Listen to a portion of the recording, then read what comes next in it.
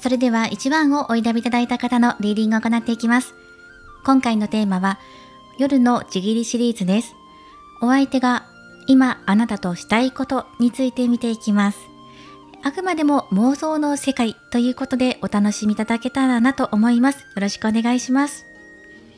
では1番をお選びいただいた方、彩りときめきドーナツです。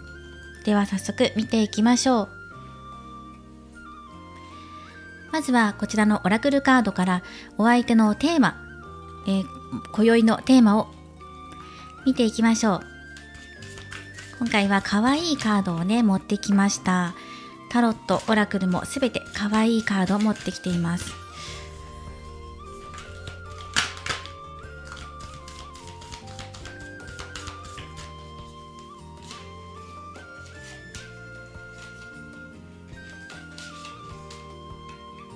はい、これでもらっていきましょう。円満と未来。はい、今宵のお相手のテーマ、円満未来と2枚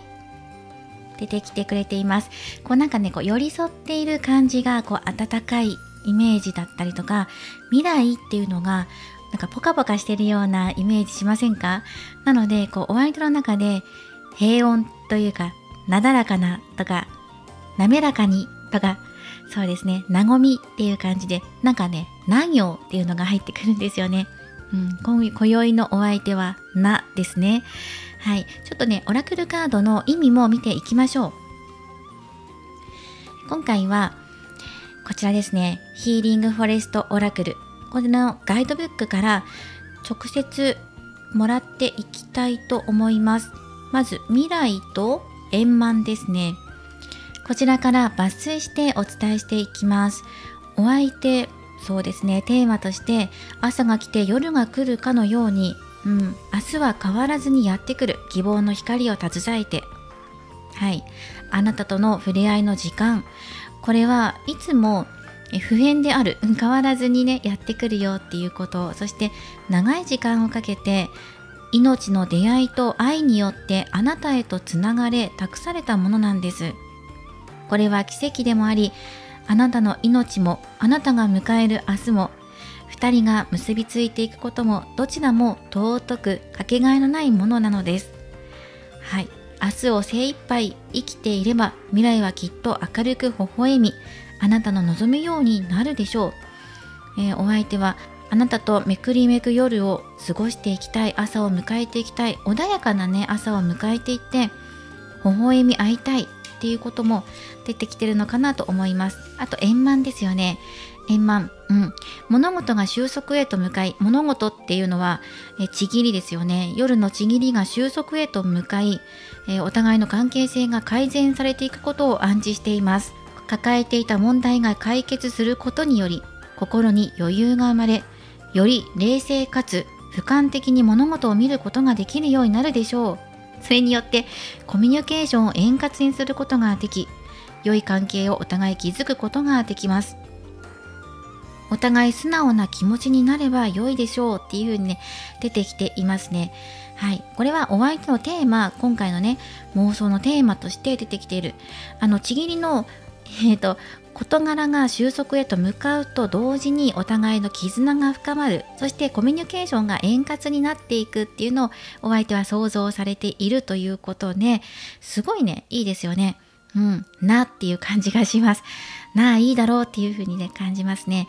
はい、止めどなく朝はやってくるし、そして朝を迎えるたびに2人の絆は育まれていって、より強固なものへなっていくんだよっていう柔らかい感じで出てきましたね。ではタロットカードから見ていきましょう。こちらのタロットを使って展開していきます。お相手の今宵の、妄想ということでね、見ていきましょう。今そのあなたとの間に何か課題だったり、自分自身のことで今乗り越えなきゃいけないなって思っていることとかももらっていこうと思います。でこちらのカードを一回ちょっと見えないかもしれないけど上に寄せていきます。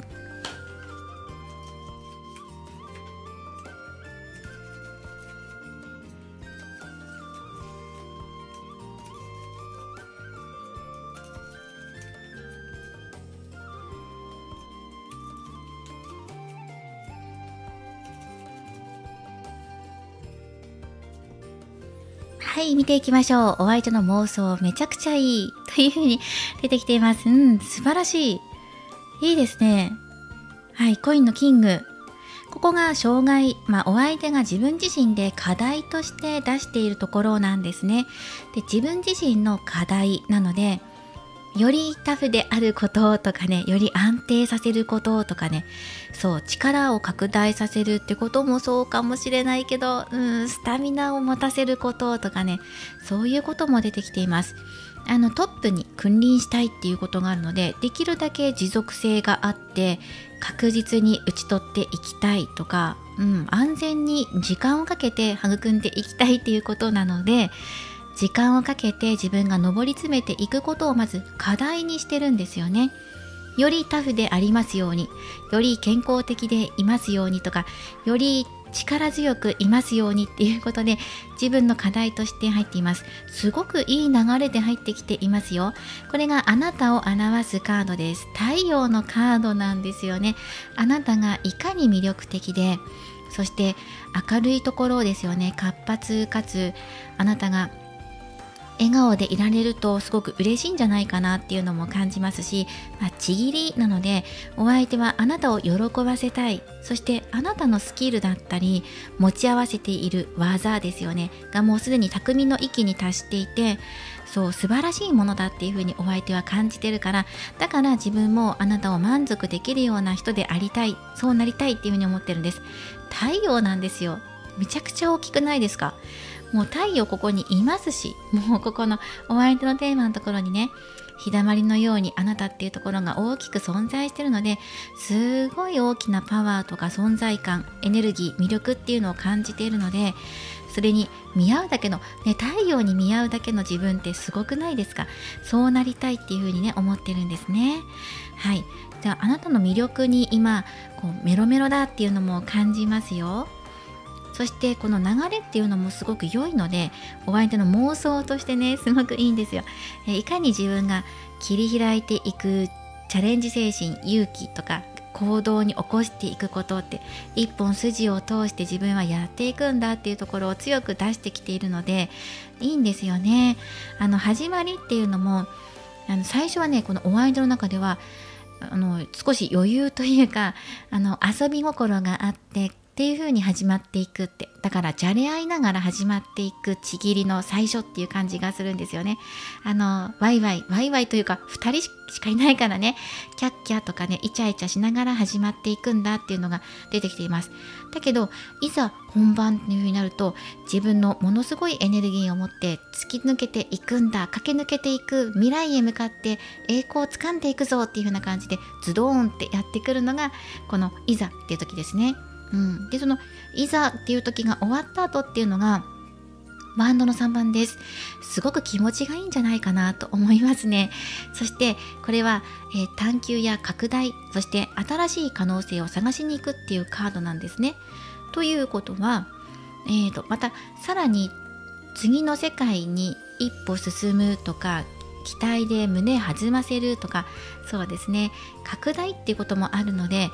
さらにもっとっていう風に求められるような想像をしてますね。あと自分が求めるとかね、そう自分があなたを求めていく、果てないんですよ。だって太陽ですもん。太陽が昇り続けている限り、この人は負けるわけにはいかないっていう風にね、思ってるから、自分がまたさらに拡大していって強くなって、もう太陽が沈むまで、つまりあなたが果てるまで自分はここにいるんだ、君臨していくんだっていう風にね、よりタフでいたいってことが出てくるので、これをねすごく今求めているし、想像しているよっていうところが出ています。それほど素晴らしいエネルギーや魅力の持ち主だってことを表していますね。はい、そしてこれもそうなんですね。ソードのエース、切り開いていく開拓ってこともあるし、チャレンジ、次の世界っていうのもあるから、新しい技を開発したいとかね、まだやったことないことをやってみようかとか、そういうことを持ちかけるかもしれないですね。そして冷静に動くっていうのもあるので、物事、あなたの顔、表情、反応っていうのを冷静に見ながらね、自分の気持ち一本で突き抜けていくんだっていう強いね、なんかお気持ち、意志っていうのが伝わってきますね。いろんなものがこうなんだろうな、そうなんかこうで大きいかもしれないですね。そのようにも入ってきます。自分の正義ってことですね。お相手の正義がすごく強い、それをまっすぐに、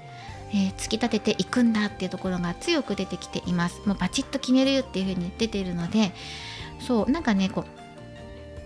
イチャイチャから始まってズドンって入っていって、じゃあちょっと違うことを、新しいことを試してみようかとかね、まだあなたはお日様ね登ってるんですか、じゃあ自分頑張んなきゃっていう風にね、もっと強くなりたいっていうのがお相手の気持ちに入ってきています。そしてここね、最終結果っていうところでラバーズのカードが入ってるんですよ。思う存分イチャイチャしたいんですっていうのが出てきていますね。お相手の妄想の世界ではバラ色の楽園ですよ。もう2人が2人だけであり、そしてお互い何も身にまとわずこうやってギュッとしていたいとかね、もうなんかこうお休みの日とか一日中ずっと裸で過ごしたいとかね、ベッドの中で一日中まったりしたいっていうのがあるのかもしれません。こんな風にくっついていたい、仲良く円満にっていうのがワードとして入ってますからね。そうですね。そしてアドバイスカードです。そう、これはカップのナイト、すごくロマンチックじゃないですか。ロマンスを伝えてくれる王子様のカードです。お相手はあなたに愛の言葉をささやくんじゃないかなと思っています。すごいね、鋭いものっていうのを持ってるんですけど、それは体だけじゃなくて言葉でもあるかもしれない。ロマンチックなことをささやきながらズドンってくるような感じなので、すごくないですか。ロマンチックも持ち合わせてるって、言葉として愛してるよだったりとか、そういうねちょっと嬉しいようなドキドキするようなことも言ってくれるんじゃないかなと思います。そしてナイトのカードなので、ナイトはこう馬に乗って動いていくじゃないですか。自分が主導権を握って進めていく、物事を展開させていくんだっていうところもあるからね、ロマンチックなムードの中2人はイチャイチャモードで進んでいくんじゃないかなっていうね、素晴らしいお相手のロマンチックな妄想っていうのが出てきました。それほどいかにあなたが美しい存在であるのかってことをね、お相手がひしひしと伝えてくれています。ではルノルマンカードでもう少し見ていきましょう。お相手のこともそうなんですけど、じゃあなたがどんな動きをすればこの人より嬉しいと思ってくれるのかなっていうことで、ルノルマンももらっていきましょう。あなた側の動きとして、こんな動きしてくれたらとか、こんな反応とかねしてくれたら、いや嬉しいなって思えるようなことをちょっと2枚出てきたんですけど、もらっていきましょうか。まずお相手を表す紳士のカードとコミュニケーションを表す鳥のカード。いやなんかルノルマンカードっていろんな絵柄あるんですけど、この鳥のカード良くないですか。こう円満のカードみたいにピタッと寄り添っている、このラバーズみたいにねピタッと寄り添っているので、くっついてほしいっていうのがまず一番にありますよね。そしてお相手自身のカードを出しているので、自分のことだけ見ていてほしいなとか、自分の名前を呼んでほしいとかね、こう最中に名前を呼んでほしいのかもしれない。このお相手自身のことをね連想させられるような、こう強く強調するようなものっていうのをあなたの方から差し出してほしいっていうことなので、名前を呼んでほしいんじゃないかなと思いました。あと鳥のカードはコミュニケーションのカードなので、もう本当にこうイチャイチャラブラブしたいっていうことで、またはおしゃべりも入ってくるから、甘い言葉をお互いささやき合いたいとかね、お相手が主導権を握っていくんだけれども、あなたの方からもそういうロマンチックな返しがあると嬉しいなっていうのがあるかもしれませんね。はい、イチャイチャしましょうっていうのが単純に入ってきています。はい、あなたの方からもコミュニケーションを取ると良いと出ました。ではそうですね、こちらのカラーカードからラッキーカラーをもらっていきましょう。そうお相手の今妄想の世界でお話を広げているんですけど、実際にこれが実現化していくためのラッキーカラーやアドバイスってことで1枚もらっていきます。そしてね、一番最初に出したこのタロットもアドバイスとしてもらってるので、合わせてもらっていきます。あなたの勝負の服の色として取り入れてください。ぜひね。はい、では見ていきましょう。まずタロットカードなんですが、フールのカードですね。開放的になりましょう。制限してることありますかっていうことで、それはその場所かもしれないしね、この場所でしかとかね、そういう場所にこだわっていた方もいたかもしれないけど、そこから抜けていく時とか、もう少し開放的にラフな感じでっていうのがあるので、例えば体をね綺麗におめかしして挑みたいんですとか、ベッドじゃなきゃいけないとかね、そこから抜けていくんじゃないかなっていうアドバイスが入ってきています。あと緊張しなくていいよとかね、そうかもしれない、身構えなくていいよとかね、ありのままで大丈夫ですとかね、そういうことも出てるかもしれないですね。今というこの瞬間、くっつき合ってるこの瞬間を楽しむんだって、そのお気持ちで OK っていう風に入ってるので、あまりいろいろ考えなくていい、この最中はねっていう風に入ってるから、はい、どうでしょう。あなたの中で何かここじゃなきゃとか、ここにこだわってるとか、例えばシャワーは絶対よねとかね、メイクしてなきゃダメとかね、すっぴんでもいいよみたいな感じで入ってるので、ラフな感じでもいいんじゃないかなと思います。はい、で解放っていうのがあるので、例えば声を抑えているとか、顔見えないようにするとか、体のこの自分のね、このはみ出てるお肉が気になるとか、そういうことは大丈夫よっていう風に入ってるので、あまりそこまで細かく気にしなくていいっていうのが出てきています。では、勝負服の色ですね。わー、赤だ赤はパワーにあふれ情熱的っていう色です。めちゃめちゃ真っ赤ですね。真っ赤っかでいてくださいっていう風に入っています。生命を表す色ですね。はい、赤という色は神秘性と力の象徴です。そして最も美しいエネルギーを放っています。やっぱりね、太陽の色ですね。そして明るい赤はいつでも元気で行動的。そして落ち着きのある暗めの赤は落ち着きを与えていきます。赤いものを身につけると幸せの種を心に持つことができます。はい、ぜひ赤を取り入れて、もう情熱的な夜をお過ごしくださいっていうことでね、いや、いいですね。ロマンチックな展開を求めているっていうことなので、もうロマンチック要素を足していきながら、赤ってなんか勝負服の色ってよく言われますよね。なのでもうここぞというふうに気合い入れていっていいんじゃないかなと思いました。はい、ではフールのカードも入ってるのでね、新しい始まりスタートなので、こういうことやってみたいなとかって言われて、もしそれが許容範囲の中にあるんだったら OK っていう風にやってみようっていう風にね、気軽に取り組んでもいいと思いますね。チャレンジしていきましょうっていうことで、そういう風にね、ちょっと明るくポジティブにちょっと身軽になって構えていてもいいと思います。そうですね、こちらのね、彩りときめきドーナツも我慢しないっていう風にあるので、ね、我慢しない、やりたいことやろうよっていう風な流れでいいんじゃないかなと思います。あなたの方からもやってみたいことあるんだったらおねだりしてもいいかもしれません。こちらのカードからは、我慢しない、誰かが決めた窮屈な物事とはさようなら、もう我慢しなくてもいいんです。好きなものを食べて、好きなことをしてたくさん笑いましょうね、明るくいましょうっていうのが入ってきていました。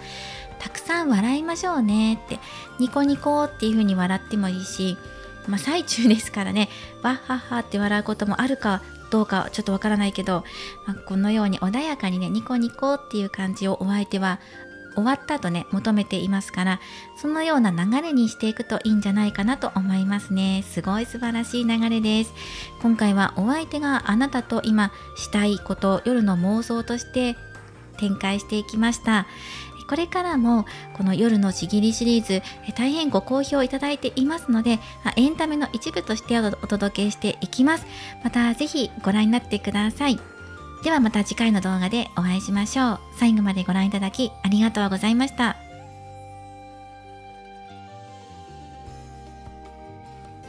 それでは2番をお選びいただいた方のリーディングを行っていきます。今回のテーマは、お相手が今あなたとしたいこと、夜の妄想編ということでお届けしていきます。こちらは夜のちぎりシリーズ、エンタメ要素強めとなりますのでご了承ください。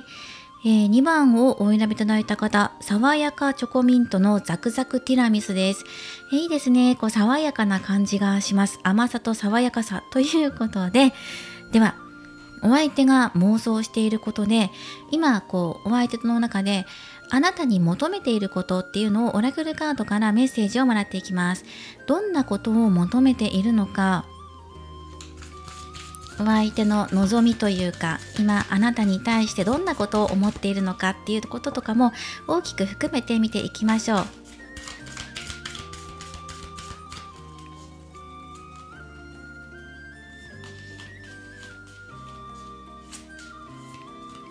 い、1枚もらっていきます。希望ですね。なんかこう待ってるのかな、ワクワクして目をうるうるして待っているよっていう感じで入ってきます。そして今回はこちらのヒーリングフォレストオラクルカード、こちらのガイドブックを使って抜粋して見ていこうと思います。希望、はい、見ていきましょう。どんなことを伝えたいのか、ちぎりのことに対してどんな希望を持っているのか。はい、春の訪れを一足早く伝えるスノードロップは花言葉に希望を持ちます。雪解けのように堅くなな思いや態度が溶かされ、困難な状況などが解決していくことを暗示しています。はい、そうですね。ちぎりによってお互いの心を溶かしていきたい。素直で誠実な心になってお互いを認め合い高め合っていきたい。そして円滑に進めていきたいっていうね、こともこのカードが教えてきてくれています。日の出は始まりや再生を表す。困難を乗り越えた先で物事は好転するっていう風に出てきています。つまりはちぎりを通して、そうですね、お互い素直になりたいとか、硬くなっていた心、体、魂っていうのを柔らかく溶かしていきたい、温めていきたいっていうようなお相手のお気持ちっていうのが出てきています。あとその困難っていうワードがあったので、それはそのちぎりに対して今自分で課題に思っていることを乗り越えたいと思っていることがあるのかもしれない。その課題とは一体何なのかっていうところもタロットからもらっていこうと思います。はい、ではこちらのタロットカードを使って展開していきます。このスプレッドからお相手が自分自身に今課題として出していることっていうのももらっていきますし、お相手の想像の中で、妄想の中であなたとどんな風にしていきたいと思っているのか、夜の妄想をもらっていきましょう。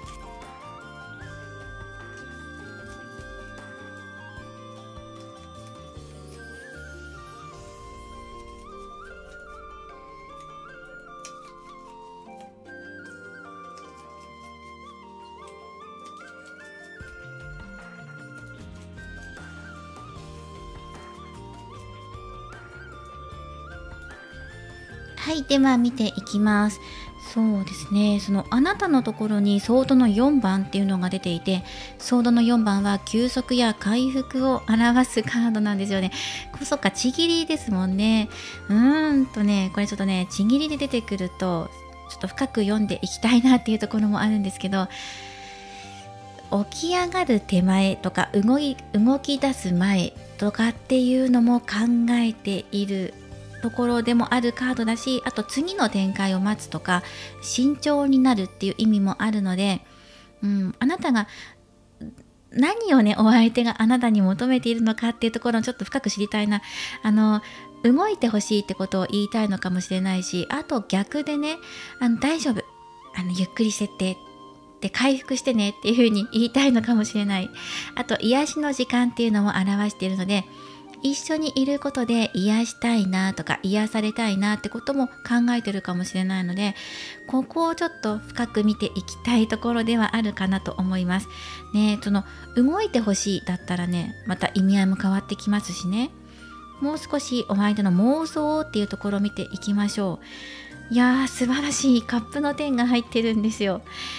いかにあなたと気持ちを通い合わせていくのかっていう、これがそのお相手の中の最大限のピークに達する時の本心、お気持ちとしてね、いかに自分たちの気持ちが通じ合ってるのかっていうのを感じて、そしてここをピークにしたいってことを言われてるので、ここですね。はい、2人で結びつく喜び、つながり合った幸せな気持ち、これをいかに共有できるかっていうのが大切になってくるんだっていうのを強く伝えてきてくれています。事の始まりね、その私が感じるに、お相手から見てあなたってすごく可愛く見えるみたいです。これもこう見つめていますよね。これも見つめているんですよね。自分の手のひらの上に乗せて、あなたを可愛がりたいとか、表情をよく見てよく観察して微笑んでいたりとかするので、なんかね、こうなんていうのかな、自分の家とかに帰って妄想して、こう絶対顔にやけてるよねっていうタイプです、この人。あなたとデートした後に帰り道顔いつもニコニコしてるとか、そんな感じ、目尻下がっていたりとかするタイプなんじゃないかなと思いました。あなたを見てるとめちゃくちゃ可愛いんだって、ずっと見ていたくなるっていう風に出てきていますね。すごいですよね。それほど大切っていう風に思ってるし、その自分の一番のピークとしては、いかに2人の気持ちが最高潮に達しているのかっていうところを感じ合うことだっていうのが出てきています。その後っていうのも運命の輪が入ってるので、そのちぎりの後にね、まさしく2人は結ばれるべくして結ばれたんだっていうことを言葉として交わし合いたいのかもしれないし、自分自身がそれを感じたいのかもしれません。結ばれたことによって、いや、なんかこう生涯捧げるっていうようなお気持ちなのかもしれない。それぐらい大切なことなんだっていう風に出てますね。2人がこのように回転するというか、運命の輪がね回り始めたんだって、自分たちのこれからの流れができたんだってことを強くここで言いたいんだと思います。すごいですよね。なんかすごいなと思いました。さらにより深くつながっていきたいとかね、そういうお気持ちもあります。激しく動くとかね、力強く動くというよりね、いかに気持ちが通じ合っているかってことをこの人は今ねすごく考えてるみたい。今これがすごく重要だっていうふうに言っています。そして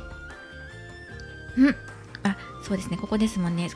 今ちょっと足りないかなと思っちゃったらここにあるんですもんね。そう。そしてここですね、ここのコインの9がお相手が自分の中で課題として自分に課していることなんです。あなたを気持ちだけ満足させるわけにはいかないというふうに出てきています。気持ちだけじゃなくて、それ以外のところね、もっと目に見えるところでもあなたを満足させていきたいんだっていうところがこの人のテーマになっています。愛するっていうのは変わりなくね持ち続けているんですけど、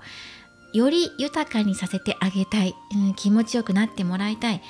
ていうこともそう、なんかねこう共通して入ってくるのが、あなたがすごく可愛くて仕方ないっていう風に入ってくるんですよね。そんなあなたと結ばれる自分の幸せだけじゃなくてね、それを共有するだけじゃなくて、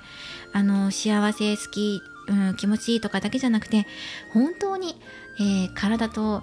体がねつながり合っていくので、その体っていうところであなたに満足してもらいたいとか、そこで豊かな思いになってほしい、豊かな気持ちなんか提供したいってことを伝えてきてくれてるので、気持ちだけじゃないところでも満たしてあげたいっていう風に出てきています。そしてね、この方の妄想の中の最終結果っていうところでマジシャンが入ってるので、すごくねいいです。パワフルなカードが入ってきました。前向きポジティブってことで、このカード見てるとね、マジシャンってこのカップの中に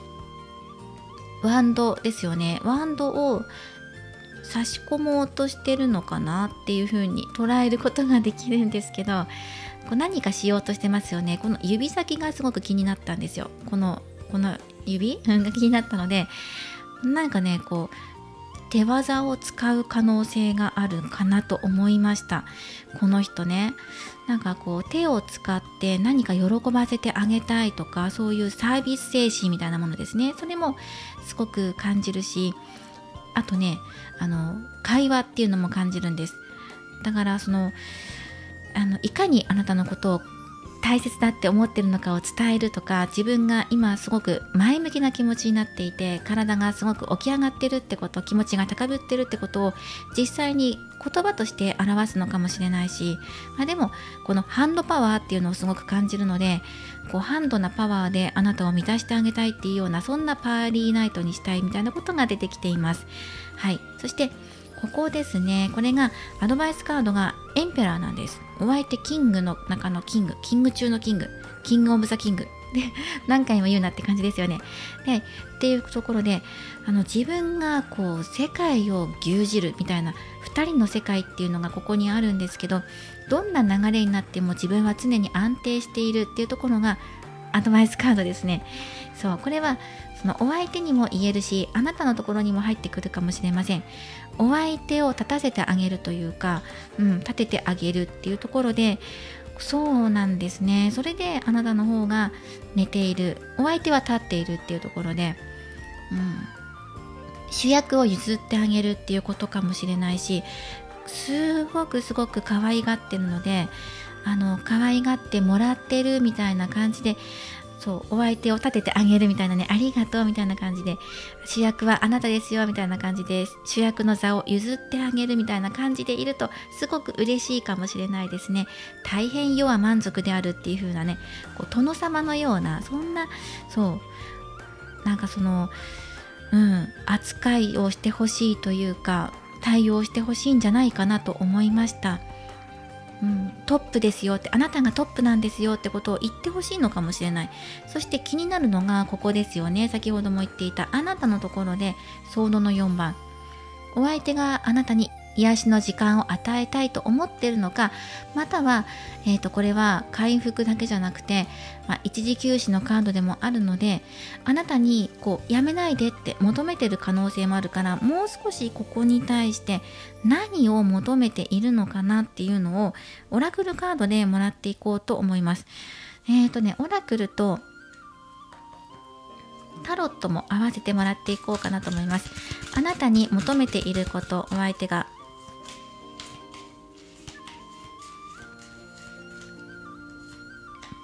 これ1枚と、あとはタロットでもらっていきましょう。ね、気になりますよね。動いてってことなのか。なんか出てきた。ワンドのクイーン。なんか積極的に来てもいいよみたいな感じで入ってきますね。ワンドのクイーン、すごく素晴らしいいいカード。ちぎりの女王のカードが入ってきてるので、積極的になってもいいんじゃないかなと思います。逆にあなたが自分自身で今あまり積極的に私動いていないんですっていうのをコンプレックスに感じているのかな。あとはお相手のなすがままにとかね、身を委ねているとかっていう方もいるかもしれません。いや、もっと発揮してきていいよっていう風に出てきてるような気がするので、いいんですかって、下克上を出しちゃっていいんですかっていう風になるかもしれない。あなたはどんな風に捉えているのか、なんか魅力もっと引き出してっていう風に言われています。あなたの方でソードの A と囚われのカードです。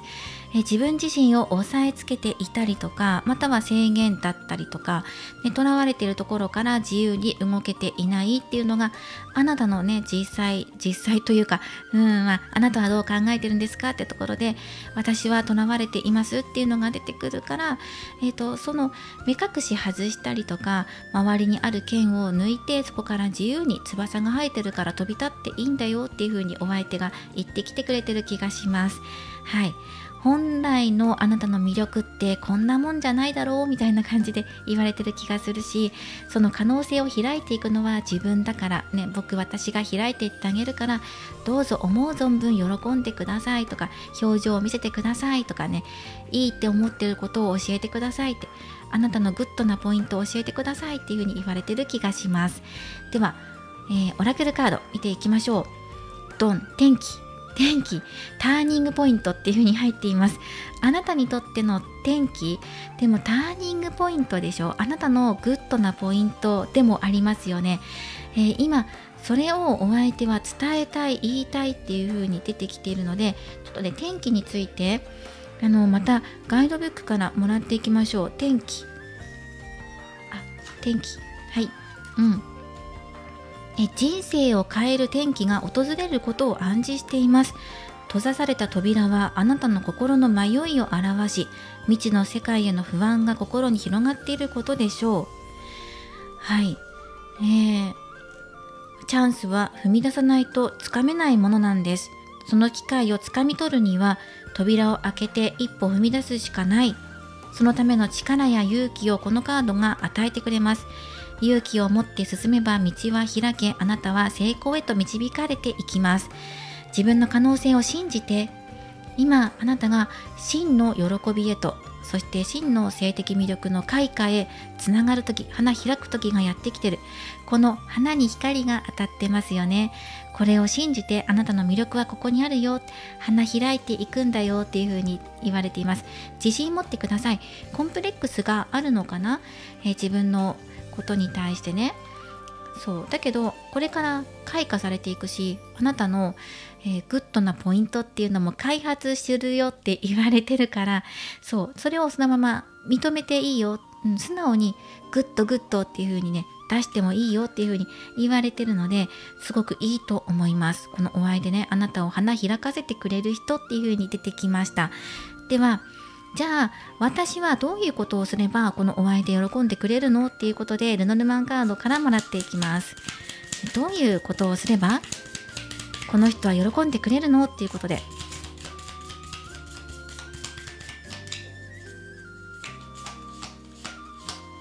この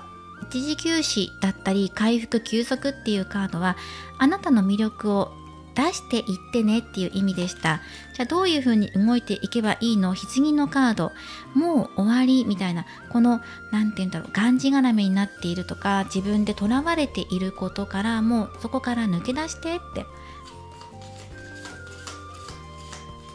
そして終わりと山、はい、そして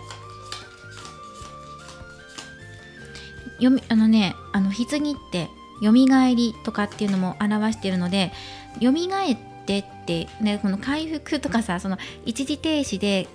英気を養って立ち上がるタイミングを伺うとか、そういうカードがあなたのところに出てきていたので、ね、同じく横になってるでしょう。そこからもう起き上がって自分の魅力を確認して、ちゃんと確かめて、この人がね確かめさせてくれるから実感して、そして花開かせていくんだよっていう風に見るといいんじゃないかなと思います。ネガティブな思い、コンプレックス、自信がないところっていうのは終わりね、もう蓋して終わりにしてって。そしてあとは自分の魅力思い切り出すんだよって。魅力っていうところは扉を開けてってさっき出てましたよね、天気のところで。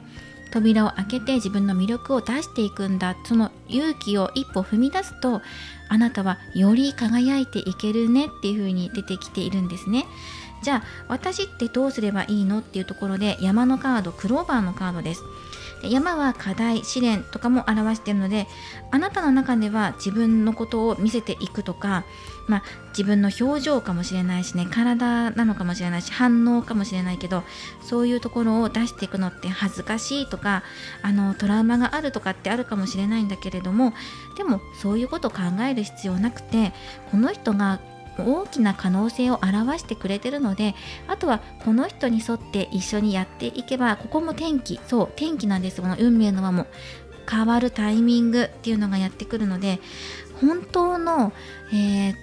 気持ちよさだったりとか心地よさっていうのをあなたは体験することになるかもしれません。それにつながるのかも。きっかけは小さな出来事から始まるのかもしれないけど、一歩踏み出してやってみてっていう風に出てきていて、じゃあどういうことすればこの人喜んでくれるのっていう風に、逆にね、あなたがお相手に何すればいいのっていう風に出てくると、この先ほど言ったこの、ね、ネガティブなところに終わりをして扉を開けるってこと以外には、この、大きなねそびえ立つ山とか、この険しい道とかっていうのも表しているし、またそれを駆け足で登っていくっていうようなイメージが今入ってくるので、そのお相手の、ポイントですよね。グッドなポイントっていうのは攻略するのなかなかに困難かもしれないけど、あなただったらできるよ、なるべく早くそこを攻め込んでいくといいっていう風に出てきたので、お相手の陣取りゲームね、陣を取っていくのあなたの方から先手切ってやっていってもいいっていうのと、あとここですね、クローバーのカードなので、日々の積み重ねとかね、毎日の幸せなことっていうのも表しているし、あなたが一歩踏み出せばそこから幸せがバッて広がっていくような、そんな意味もあるので、ここは今自分自身で縛っていたもの、あえて制限かけていたものから抜けていこうねっていう風に、この天気がやってきてるよっていうこと、これがそのお相手の妄想でもそういう風に変えていきたいってことがあるし、現実でもあなたがそうなのかもしれない。思い当たる方は今あなたの魅力、このお相手によって変わるというか、花開く時だよっていう風に出てきていました。ではこここのタロットカードはあなたへのアドバイスカードです。そしてこちらのカラーカードから勝負服の色を出していきましょう。ラッキーカラーです。ラッキーカラーをもらっていきます。ぜひこのカラーを取り入れて勝負に向かってください。ね、かなりそびえ立つ山がねすごいので、気合を入れてもいいとか、気合を入れた方がいいと思います。太刀打ちできないかもしれないくらいエネルギッシュなので、はい、では、こちらのタロットカードと、カラーカードからアドバイスもらっていきましょう。すごい。カップのキング、竜です。竜。そしてこのカラーカードとしては赤がパワーにあふれ情熱的っていうねが入ってきました。なんかこの竜を見てるとなんか和装だったりとか、ちょっと東洋っぽいもの、アジアテイストのものがいいような気がしました。そしてドラゴンといえば今年辰年なので、今年なんかすごく大きな転機になるかもしれないですね。お相手の妄想、あくまでもね妄想の世界なんですけど、現実化させていくためになんか今年転機になりそうな気がしました。はい、そしてあとカップのキングさんなので、ここは、お相手とあなたとお互いが支え合っていくこと、そして精神的につながる喜びね、お相手が求めてるのってここだから、精神的なつながりに対してあなたが優しく包み込んでいったり、包まれていく喜びっていうのを感じることっていうのも大切だよっていうのがここで入ってきています。そして赤ですよね。生命エネルギーを表す赤、情熱的な色です。で、赤の中でも明るい赤はあなたに明るさや元気を与えてくれますし、落ち着いた赤、その色はあなたに落ち着きさを与えてくれます。あなたや周りの人にね。なので赤もそれぞれあるので使いこなしてみてください。アジアテイストのものっていうのが入ってきます。なんだろう、アジアテイストの勝負服取り入れてください。和のものだったりもいいと思います。着物、巻物、布なんか金太郎みたいなね、そんなイメージもしてきますけど、はい、できるところでいいと思います。ワンポイントにちょっと和柄が入っていたりとかねもいいと思いますね。ではこちらの爽やかチョコミントのザクザクティラミス、お宝ザクザクね、こちらをお選びいただいた方、メッセージをもらっていきます。あなたの中にはまだ見ぬ才能がザクザク眠っています。そこには何かのヒントがあるかもしれません。このお宝ザクザクっていうのはあなたの中のお宝だよってことを表してるんですね。自分の中でまだ知らない魅力があるから、この人がね掘り起こしてくれるんですよ。マジシャンだからハンドパワーを使って掘り起こしてくれるので、湧き上がってくる、例えば温泉みたいなもんですよ。温泉掘り起こすから、この人が、あなたがわすごい温泉出たみたいな、うわーこれでより豊かになっていけるみたいな感じで、でお相手もねやった幸せみたいな、2人で豊かになっていこうっていう、やっとあなたにも本当の豊かさっていうのを伝えることができたっていうことで、お互いハッピーっていう風になっていくのでね、私最初このお宝ザクザクっていうのは、あなたがその自分以外のところからね、外部的なところからお宝を見つけるのかなって最初思ったんですけど、このカードの意味としてはあなたの中のお宝を見つける時ですっていう意味でした。はい、今自分の魅力開花のためにできることたくさんありました。自分の制限から外れてやってみてくださいって。そしてそのちぎりじゃなかったとしても、日々お相手に感謝の気持ちを伝えることだったり、周りの人に親切にしていくことで、よりあなたの優しさが魅力的に移っていくんじゃないかなと思いましたね。ということで今回はお相手が今あなたとしたいこと、夜の妄想編ということでお届けしていきました。今回この夜のちぎりシリーズ、いつもご好評いただいておりますので、また引き続き取り組んでいきたいと思っています。ぜひまたお付き合いお願いいたします。では今回も最後までお付き合いいただきありがとうございました。また次回の動画でお会いしましょう。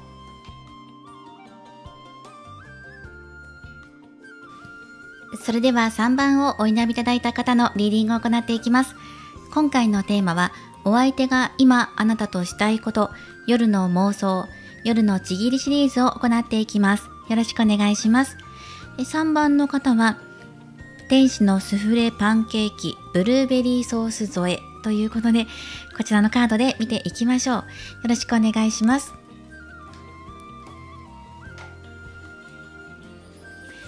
ではまずこちらのオラクルカードより、お相手が今あなたに求めていることをテーマに見ていきましょう。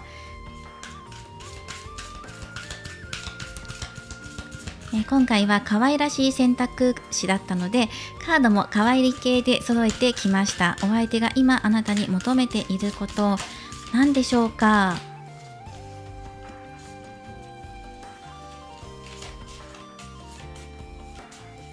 はい、1枚もらっていきましょう。真理、真実、真理っていうことで、この人自分の顔を水面で見ていますね。そしてこのヒーリングフォレストオラクル、このガイドブックを使って見ていこうと思います。真理。真理というとね、自分の気持ちだったりとか真実とかね、そういうことが連想されますが、さてでは抜粋して読んでいきましょう。お相手あなたに今求めていることを、正しく真実を見通し、人の心も機敏によく気がつくことができるなというふうに思っています。そしてあなたに求めていることなので、この水面に自分の顔を映すように客観的な目でご自身を見ることができます。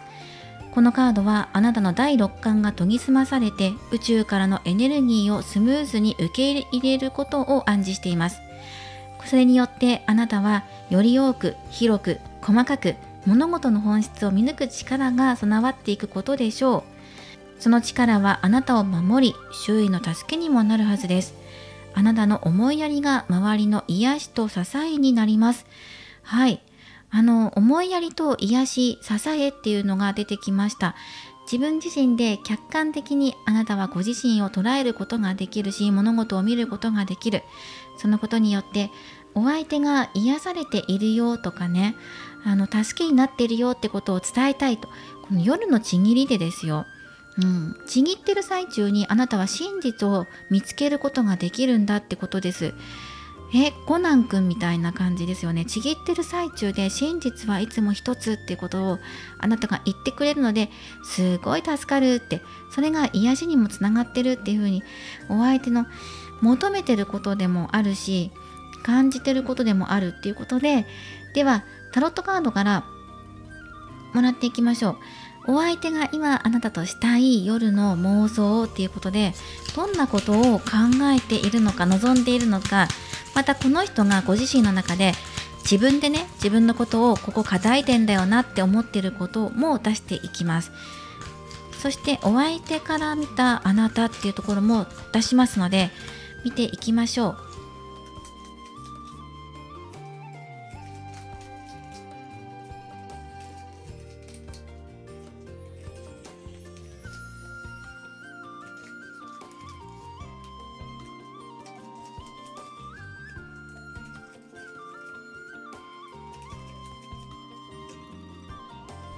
はい、では見ていきましょう。癒しましたねっていう風に出てきました。お相手のことを癒してくれたって、あなたがちぎりを通してこの方の傷とか、あとエネルギーそのものを癒してくれたんだっていうのが入ってます。傷ついていたっていうのが入ってきていて、お相手が過去にね、それを癒してくれたのがあなただったんだ。しかもそれは体のつながりとか魂のつながり、統合されていくことによって、この方の過去の傷っていうのが癒えたっていうのがあります。過去の傷っていうのは、この方のね身体的なトラウマかもしれないし、あとは心のトラウマかもしれないしね、あとは失恋した傷とか、それがあなたによって癒されたのかもしれないし、そのちぎりそのものに対してもそうかもしれません。ネガティブに考えていたことがあなたによって愛するってことを教えてもらったとか、自分の中にぽっかり開いていた穴をあなたが埋めてくれたとか、そのように入ってきます。はい、ラバーズでここ入ってきてますから、この流れを見ていると、あなたとつながり合えたことによって得られる喜び、幸せ、楽しさとか、そういうことが伝わってきます。悲しい思いをしていたんだけれども、それを救ってくれたのがあなたであり、そしてこれからも一緒にいたい、つながる喜びっていうのを初めて知ることができたとか、そのようにも感じることができます。なので癒しの人っていう風に入ってきます。先ほどもねこちらのカードで癒しっていうねワードが出てきたので、まさしくその通りだなっていう風に入ってきました。変わらない愛情とかを注いでくれるっていう風に入ってくるんじゃないかなと思います。そして面白いですよね。ラバーズもあって、ここにもラバーズがある。これはアドバイスカードで、このタロットカードはラバーズが全部で3種類あるんですね。そのうちの2枚が出てきているんです。はい。だからといってね、なんかこれ絵柄が違うから意味が違うのかって言ったらそうじゃないので、はい。このままで永遠といたいっていうのが、強く出てきているのかなと思います。そしてこれがお相手から見たあなたでジャスティスなんですね。あなたは正義であるっていう風に出てきています。己の信念を貫く人だったりとか、あなたのやり方が素敵って、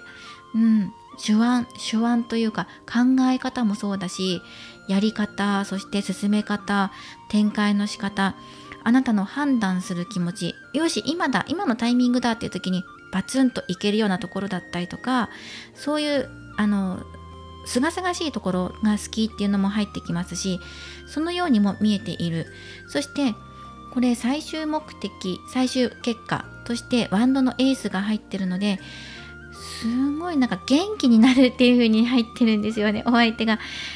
へこたれていたんだけど、あなたに癒してもらったりとか愛してもらった。それで自分自身が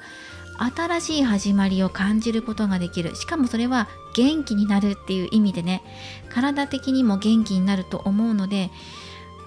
じゃあもう一回みたいな感じでなるような、ますます元気になるみたいな感じがします。だけれどここの障害のところにハーミットのカードが入ってるんです。賢者モードっていうのが入ってくるので、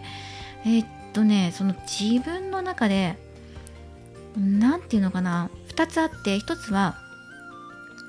マニアックに物事極めようとしすぎなところがあるから、そこはあなたはそれを受け入れてくれるのかな、あなた的にはどうなんだろう、いや私ちょっとあまりマニアック路線に行ってほしくないって思うんだったらストップかけてほしい、ブレーキ役みたいな感じでねかけるといいと思うんだけど、ちょっとねマニアックな傾向とか、あとあなたが嬉しい、ここね、来てもらえると嬉しいなって思ってるところを集中的に極めようとする傾向があるので、一点集中型ですね。なのでその一点集中で、しかもそれが自分がいいと思ってるポイントだったら、めちゃくちゃ嬉しいって思ってる方だったら、もうイケイケどんどんで押してあげてください。で、いやそこじゃないとか、いやそこはね極めなくていいよっていう方はブレーキとして止めてあげるっていう感じ。そしてもう一つは賢者モードっていうのがあるので、なんかね自分で悟り開こうとしていたりとか、なんて説明すればいいのかな、そこを自分で課題に思っている。さっきのねマニアモードは自分がもっとマニアックに攻めていく、ピンポイントで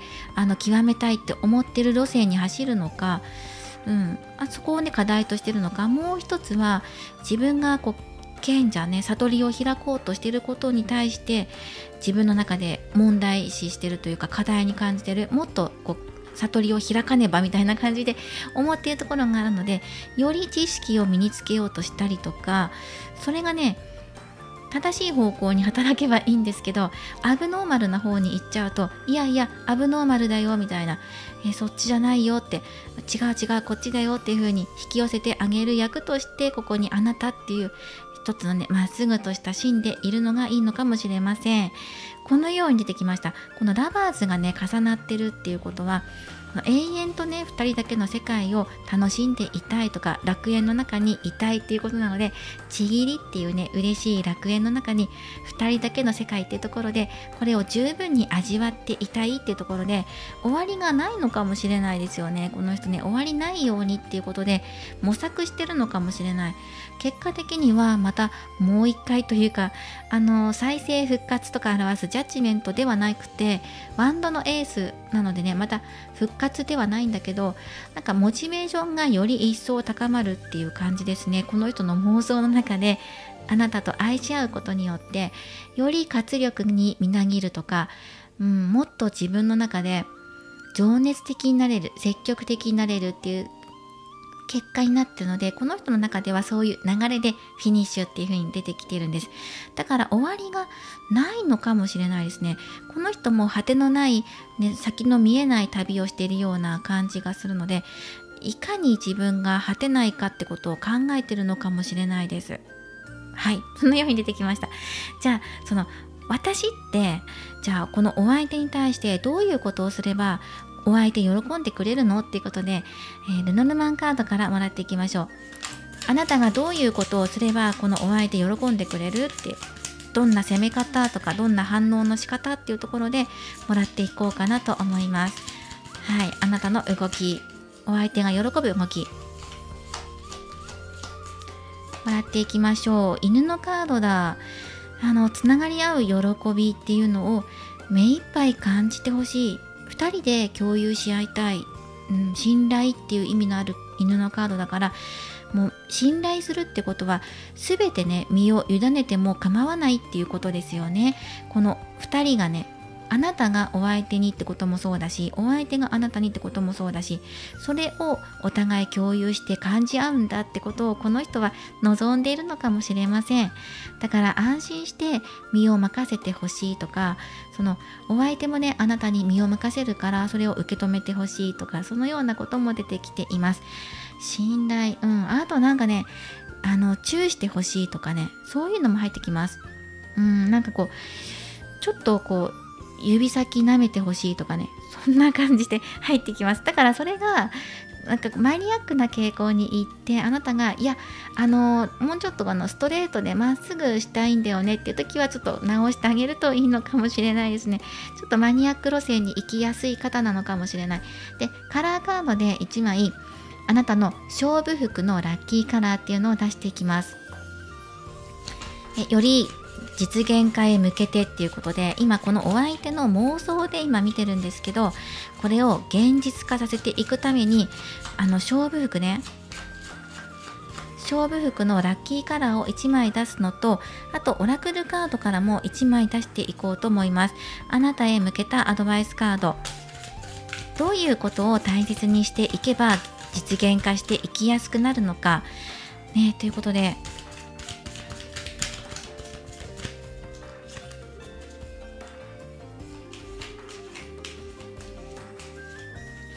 はい、1枚出していきましょう。そして先ほど出したこのタロットカードもアドバイスカードとしてもらっていきます。まずはオラクルから1枚もらっていきます。後期、はい、なんか新しい日の出が出てくるよっていうのがある。ちょっと窓の外を見てみてとか、窓を開けたら新しい新鮮な空気が入ってくるよっていうこと。これは、ガイドブックでもらっていきましょう。後期ですよね。天気もあるので、天気ではなくて後期なので、はい、抜粋していきます。夜明けと日の出を表すこのカードは始まりや再生、チャンスの訪れを表しています。また虎は旅の安全を願う象徴であり、あなたの新たな旅路を祝福してくれています。その虎が持っているのは一冊の本。床にもたくさんの本がありますね。広い視野の知識と教養があなたに始まりとチャンスを与えてくれることを示唆しているのです。今のあなたはまだ夜が明けず、暗闇の中をさまよっているのかもしれません。そこに日の光をもたらすのが本であり知識なのです。知識を手にしたあなたはより早くチャンスをものにすることができるでしょう。本で知識を得ましょうっていう風に出てるので、あなたにも聖なるバイブルが必要なのかもしれませんね。バイブルを手にしましょう。指南書、ガイドブック、あなたにも知識を身につける教材が必要かもねっていう風に、それがよりタイミングを早くつかむためのきっかけとなりますよっていうのが出てきました。本っていうのを参考にしてください。すごいな。それでもし、ルノルマンカードでこれブックのカード出たらすごいですよね。でもそんなルノルマンカードからもアドバイスカードをもらっていきましょう。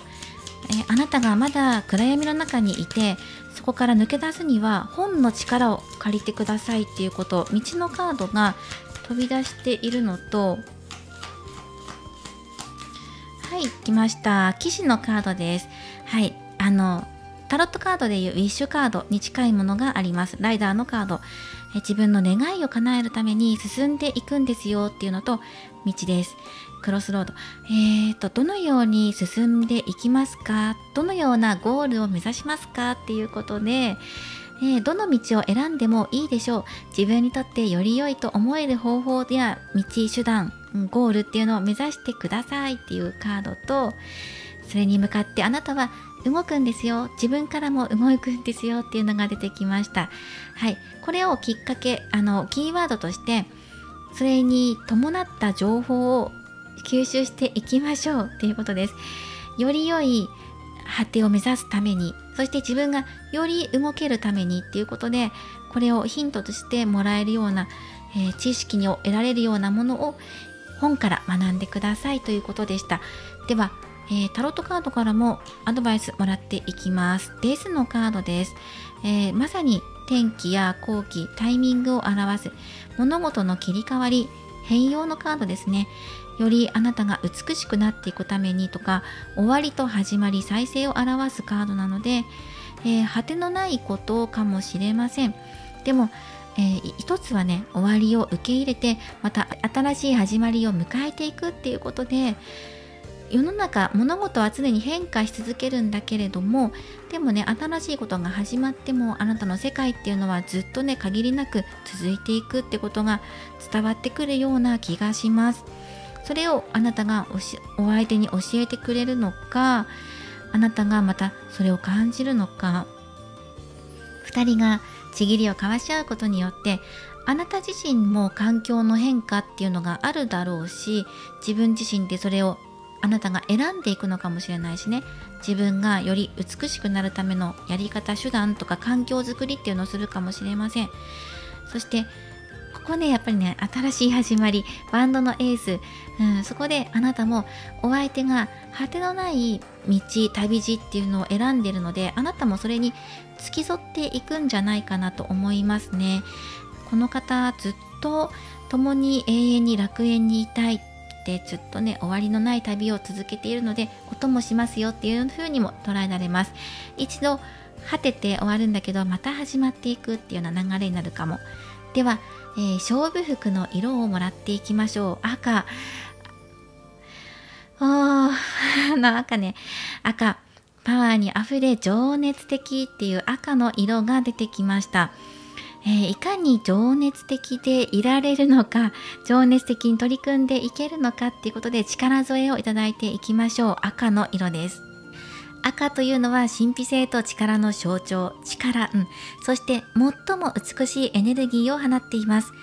明るい赤はいつでも元気で行動的、そして暗い赤は落ち着きを与えます。赤いものを身につけると幸せの種を心に持つことができます。はい、種まきをしましょうということで、めちゃくちゃ勝負服の色ですよね、赤って。赤ってこう情熱の赤って言いますよね。真っ赤なバラの赤ですよね。なので赤っていうのを勝負服に取り入れて、いざ出陣というところで気合い入れていきましょうということです。では、お選びいただいたオラクルカードからメッセージをもらっていきます。ミラクル連発ということでね、これから奇跡のような出来事が起こります。それは小さな奇跡かもしれません。だから見逃さないでくださいねっていうアドバイスでした。ミラクルが次々と起こる、それはあなたにとっての好機となるかもしれないし、嬉しい出来事が次々とやってくる、終わりがないかもしれないということで、期待してください。あと準備しておきましょう、見逃さないようにっていうことも出てきていました。今回はお相手が今あなたとしたいこと、夜の妄想、夜のちぎりシリーズということで、あくまでも今妄想の世界っていうのを覗かせていただいたんですけど、実現化していくためにっていうアドバイスだったり、ラッキーカラーっていうのももらっていきましたので、参考にしてください。この夜のちぎりシリーズ、いつもご好評いただいて本当にありがとうございます。また近々投稿していきますので、ぜひまた次回もお会いできるのを楽しみにしています。では最後までご視聴いただきありがとうございました。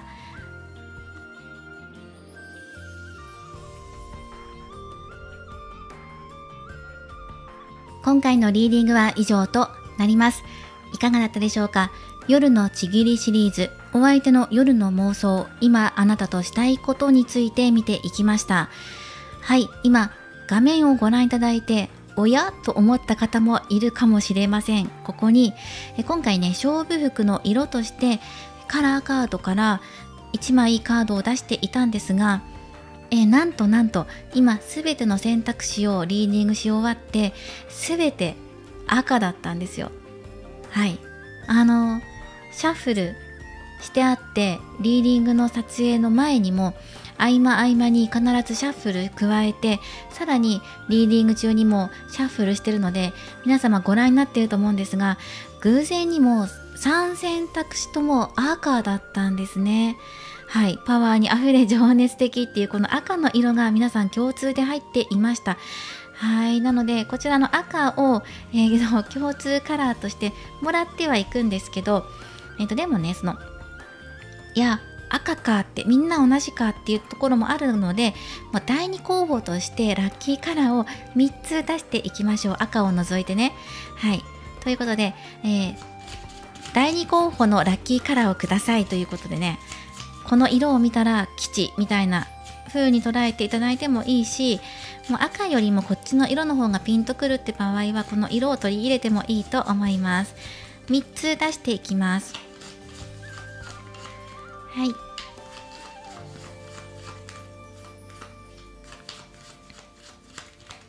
ではこの中から好きなものを1枚お選びください。左、真ん中、右と3つ出しています。お選びいただけたでしょうか。お選びいただいている間に軽く雑談をしようと思います。そうですね、私が今これね、アロマソルト、塩とアロマとハーブを足しているものがあるんですが、自分で作ってるんですけど、今回はアロマの香りはレモンと、あと今入れたのが、シダーウッドアトラスですを混ぜたものを今回私は取り入れているので、今爽やかな香りが、爽やかかつちょっと甘めの香りかな。甘いって言ってもそこまで甘くないんですけど、爽やかな香りが今してる中でリーディングを行っています。爽やかな空気のもとを、行っているんですよ。まるで朝のラジオ体操のようなね、そんな爽やかな香りでございます。そしてこちらのホワイトセージのこのミニブーケはなんとお友達に作っていただきました。このうさぎに合うようにということで、ちっちゃなねミニブーケを作っていただいております。こんなとこでしょうか。雑談が終わりましたので、では見ていきましょう。今回は真ん中をお選びいただいた方から見ていきます。ラッキーカラーですは紅色、赤と紅色、同じね赤系の色、ディープレッド、あふれんばかりの生命の輝き。この真ん中のカードを選んだ方、どれだけ生命の活性化を求められているのかっていうのがね、ひしひしと伝わってきますね。華やかさと落ち着きを併せ持つこの紅色は力強さ、元気という意味を持ちます。また決断力に優れ、指導力を発揮します。指導力、リード しましょうっていうことでしょうか。内から湧き出る情熱を感じさせ、人生に疲れた時に気持ちを持ち上げてくれる効果があります。今元気ないとか、ちぎりに対して今活力が足りないと思っていらっしゃる方もいるんでしょうか。ちぎりパワーを高めるために今赤をね取り入れようって、しかもこっちは明るい赤もあるし暗めの赤もあるよっておすすめしてくれてるのに、ここでもう暗めだよっていう風にガツンと出てきてるので、もう紅色ねディープレッドでいきましょう。なんか元気を与えてくれるって、疲れた時にいいよっていう風に言われてるので、復活ねしたい時のために紅色隠し持っておきましょう。でも取り入れやすいですよね、紅色なので。リップだったりネイルだったり、男性でも明るめの赤っていうよりは濃いめの赤なので、深みのある色ね、大人っぽい色だから取り入れやすい。ワインとかもね、赤ワイン取り入れるとかもいいと思います。では右の方行きましょう。右は黄緑、オリーブグリーン。暖かな光を感じて成長する。成長か。これをね、木が葉っぱ、芽を出してぐんぐんと大きな木になっていくっていうことを表しているカラーカードなんですよ。成長力とかね、光を浴びてぐんぐんと伸びていきましょうってことなんですよね。はい。どうでしょう。伸びる部分ありますか？伸びしろがあるってことでしょうか？黄緑は草や木が芽生えるイメージの色、生命の息吹とも言われるこれらは太陽の暖かな光を浴びて成長します。日の光を浴びて大きく育った木のように自分自身と心を成長させ、前向きに生きる力をくれます。はい。太陽の光、日光浴をしてご自身のリフレッシュやエネルギーを取り込んでいきましょう。成長っていうワードが入っているので、どうでしょう。伸びしろがまだまだあるのかもしれません。では、左をお選びいただいた方、行きましょう。黄色、イエロー、知力が湧いてくるほどの光。光の色ですね、黄色といえば。